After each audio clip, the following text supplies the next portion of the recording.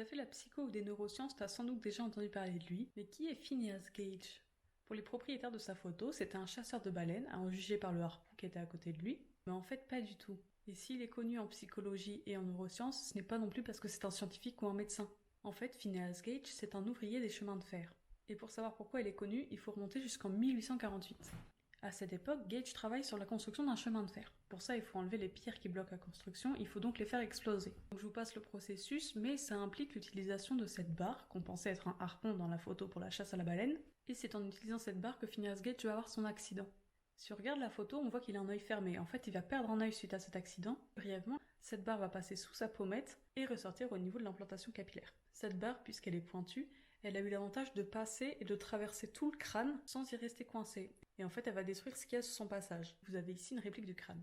Et ce qui est fou, c'est que Gage, bien qu'on soit en 1848, va survivre à l'accident.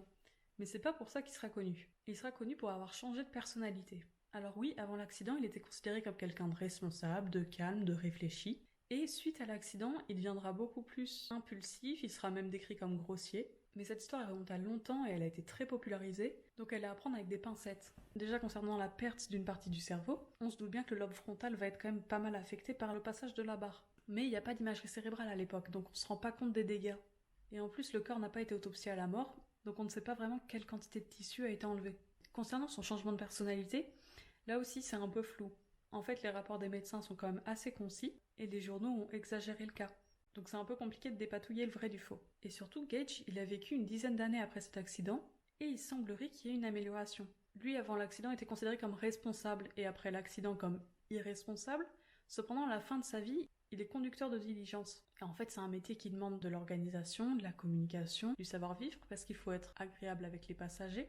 Donc ça correspond pas trop avec ce caractère irresponsable et presque sociopathe qui est parfois décrit. Tout ça, ça peut découler d'une exagération de son caractère suite à l'accident. Ça pourrait aussi découler d'autres mécanismes comme la plasticité cérébrale qui lui aurait permis de récupérer certaines facultés. Mais bon, ce qui est sûr, c'est que les symptômes n'ont pas été précisément décrits et que le suivi de Gage n'a pas été régulé non plus, ce qui met le diagnostic et les conclusions un peu en suspens. Ça reste tout de même une histoire chouette, surtout pour l'époque, et puis maintenant, on sait aussi que ce lobe frontal a un rôle dans la personnalité.